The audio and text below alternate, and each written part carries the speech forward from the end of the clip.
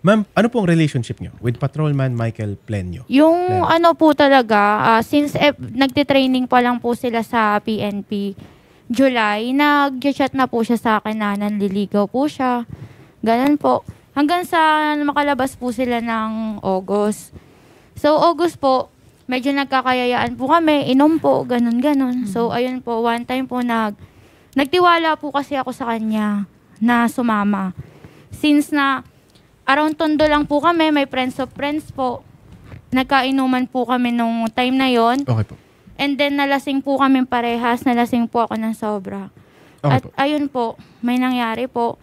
And then hindi ko po alam na kinukuhanan niya na po pala ako noon ng video or picture po.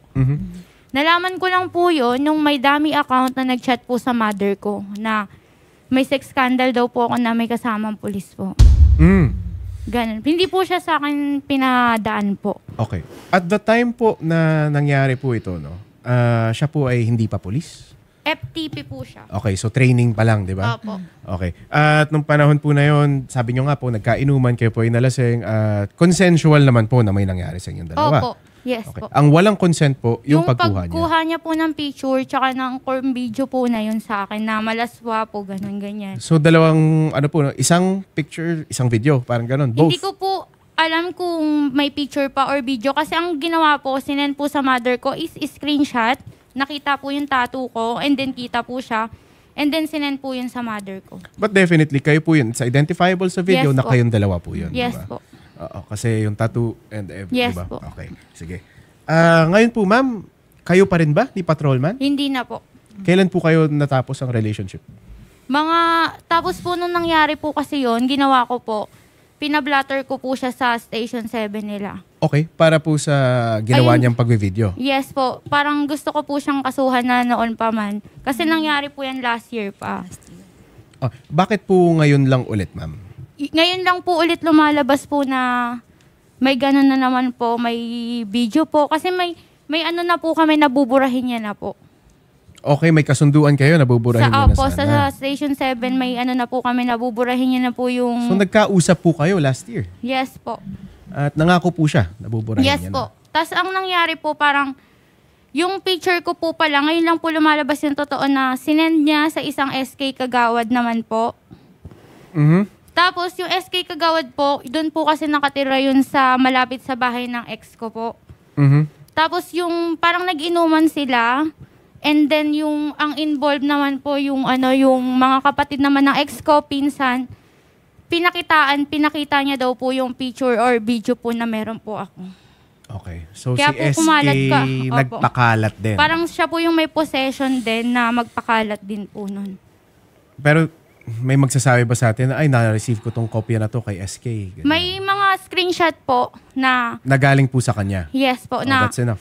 sinabi po na yung kapatid ng isa po, ito involved na sinabi po na sabi kasi ng SK, hinarap ko po sila sa barangay, hindi po siya humaharap na na kasi nagpabayad pa daw po ako, pati yung ex-tatay po ng father ko ngayon, nakikisali po sa issue.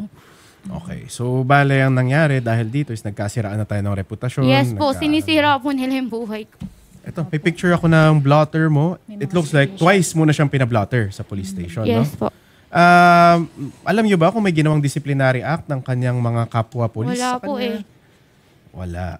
At ngayon, lumalabas na naman ng video dahil nga siya ang kumuha. Yes, kasi sa totoo lang po, parang pag nakikita po nila to, lagi sinasabi nila na wala lang daw po. Hindi po Pero ang dami ko po kasing nababalitaan. Parang sinisira niya po kasi yung buhay ko eh. Siyempre, ako po, single mom po ako. Dalawa po anak ko, breadwinner po ako sa pamilya namin. Kaya nasasaktan po ako. Tapos, ang masakit pa po sa akin, yung tatay po ng father ko, imbis na kahit separate na kami, pinoprotektahan pa din ako. Kasi anak niya po anak niya din po yung ng kahihiyan. Isa din po sa nagdidiin sa pangalan ko. Kasi nung pinablatter ko po sila nung Monday ng gabi, na mali po ng tawag yung tanod. Natawag po siya, imbis na yung mga kasali po sa picture na sinasabi po ni SK na pinakitaan niya. Tapos parang galit na galit po siya na pati, ayan na naman yung video na gano'n na naman, na scandal na naman, gano'n na naman yung niya po Pagalit sa akin. pa po sa inyo. Opo, sabi ko, Hindi naman ikaw yung kinakasuhan ko na dapat kasali naman po siya kasi hindi naman po siya nagsusustento din na maayos sa 2 anak ko. 600 po kada 3 weeks binibigay niya sa mga anak ko. Tapos nagulat po ako kung ano-ano po chinat niya sa mother ko. Na kanina ko lang din po nalaman kasi sabi ko nga po nagpatulpo ako na sabi niya naman po may nagkwento daw sa kanya na nagpabayad daw po ako ng 20K dun sa pulis po. Para lang daw manahimik po ako. May mga ganun po silang sinasabi. Parang yung kwento po kasi nadadagdagan na po ng nadadagdagan. Okay po, ma'am. Ngayon po nakakausap niyo pa si Patrolman? Hindi na po. Okay. Captain Markson Almarañez, magandang hapon po. Si Attorney Tungol po ito na wanted sa radyo. Sir, magandang hapon po, Attorney Garrett. I have already spoken with Patrolman Pleno about the possibility of participating in this program. Kinausap ko po siya na dapat maaari niyang i-air yung side niya po dito. Opo. Pero he preferred to provide his statement in a proper forum. As much as I would like to pilitin po siya, hindi ko po kakayahan, wala po akong capacity na pilitin siya. That's okay, so, Chief. To Ma'am Ina, the complainant po, I want to acknowledge the difficult situation you're going through. I assure you po that Caloocan City Police Station is committed in addressing the concern with the seriousness it deserves. So, regarding po, immediately po, sir, attorney, after this conversation, as his immediate supervisor, I will be issuing a notice to explain to Patrolman Pleno. Okay. Ito pong process nito will allow us to formally hear his side on the story po na on record. Kasi nakausap ko na po siya dito. However, verbal pa lang po at wala pa pong record. Kasi yes, sir. For the information po of everyone, the incident happened back 2023. Yes, sir. Tama po ang sabi po ni Ma'am Ina na it happened while Patrolman Pleno was still a FTP or nagtitraining pa lang po siya. Yes, sir. He has not yet been assigned in Caloocan Police Station kaya wala pa po kaming kahit anong record regarding the incident.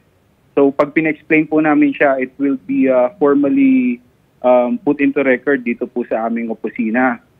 So, yun po sir, immediately after this, ay papag-explaining po siya. Additionally po, with respect to the sa administrative side po, kung si Patrolman Pleno po, he may face charges po for grave misconduct and conduct unbecoming of an officer. Yun, sir. Gusto ko sana i-klaro yun, sir, no? Even at the time that the crime was committed, violation ng ating anti-video voyeurism, he was still a trainee. Can he be held administratively responsible for that now that he is an officer? Oh, yes, sir. Of course. Ano pa rin po ito? Sabi nyo nga po, sir, kanina sa Anti-Voyeurism Act po natin, RA 9995. Yes, sir. Doon po sa Section 4 po, sa Para A po, na sinasabi nga po na without consent yung pagkuha ng video, ito ay punishable. But doon sa sumunod po na is the fact of distributing, even though the video was taken with consent of the other party, liable po itong correct, si Patrolman Pleno kung kasama po siya o mapapatunayan na nag-distribute po siya nung nasabing video. In fact, he can be held liable po for the taking of the video, the distribution of the same, di ba? Two different acts po, violative ng ating batas. Even po yung isang SK Kagawad, si John Carlo Tanse, pwede rin po actually ma-hold liable dito because we have evidence that he has actually distributed. If Ma'am Ina will be filing a complaint, administrative and both criminal, inaanyahan po namin siya pumunta dun sa opisina. Yes, and sir. Pakidala po yung blatter back dun sa Station 7 na sinasabi yung nag-usap kayo kasi it will be if an admission of the distribution of video kasi kung nakipag-ayos po siya sa inyo na para ibig sabihin po complaint, sir, it will be relevant dun sa admin cases na ifa-file natin sa kanya. So, there was also an agreement between them na sinabi po ni Patrolman, ide-delete niya na. So, by the fact that he's willing to delete it, he's admitting to the possession of the video already. Yes po, diba? Yes, attorney. Kaya po, para po talaga tuldukan itong issue po na ito, I suggest po na pumunta po si Ma'am Ina at pinapangako po namin na hindi po namin ito-tolerate ang kahit anong wrongdoings po ng aming mga personnel at ipa-file po natin ang ang appropriate charges po sa kanya. Yun. Sige. Thank you. Thank you, Captain Almerañas. No, we will heed your advice. Papapuntahin po namin si Ma'am Tina. We will accompany her to your station para po mag-file tayo ng formal complaint.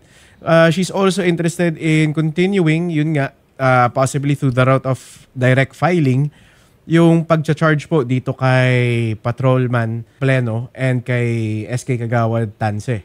No? So I hope you Yes, could sir. assist that in that matter too.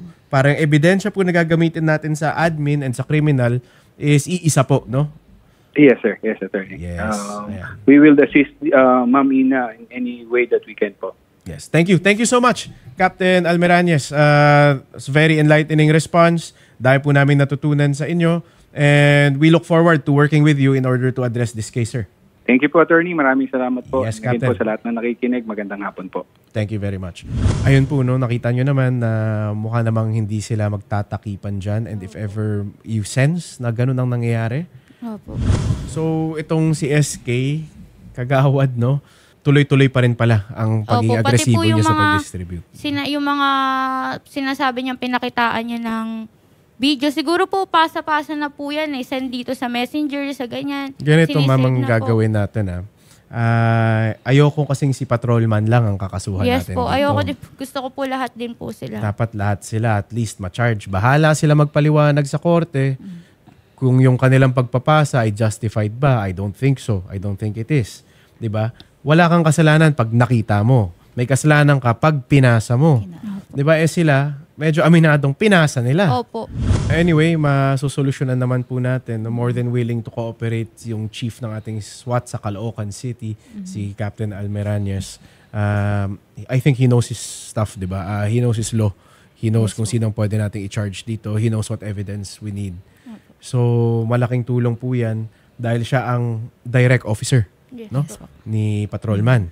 At dahil siya ang direct officer, he can quickly resolve the situation and look for his suspension habang tumatakbo po itong ating investigasyon at kaso laban sa inyong patrol.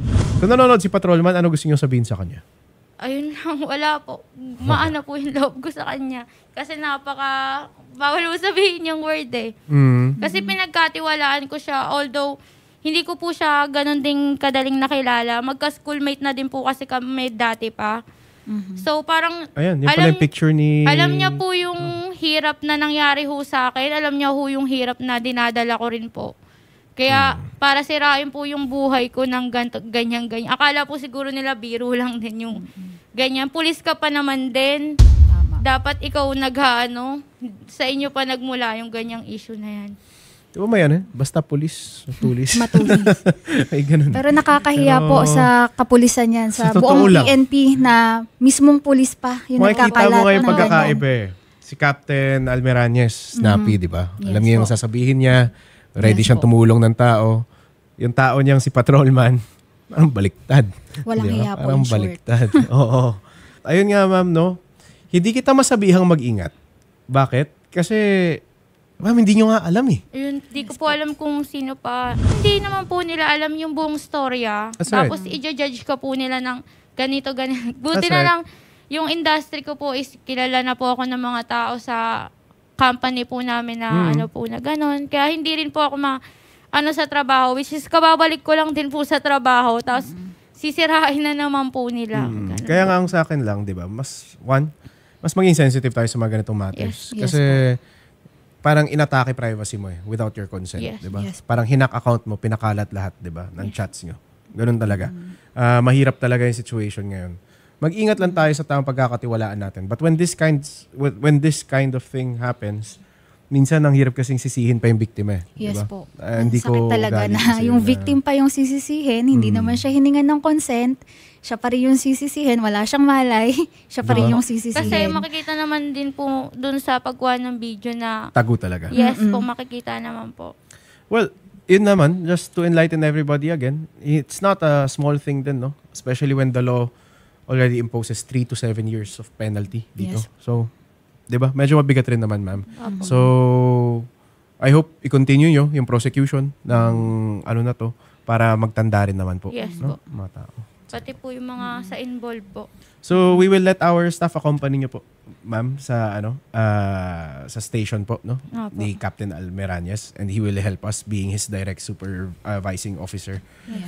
Para i-disiplina po siya. And also, nasabi ko na rin po kanina, interest niyo to file through direct filing ng criminal cases against them. Please help them identify po kung sinong tingin nyo na nagpakalat ng video po na to. Identify naman na po. Okay. Yes, ma'am. Okay.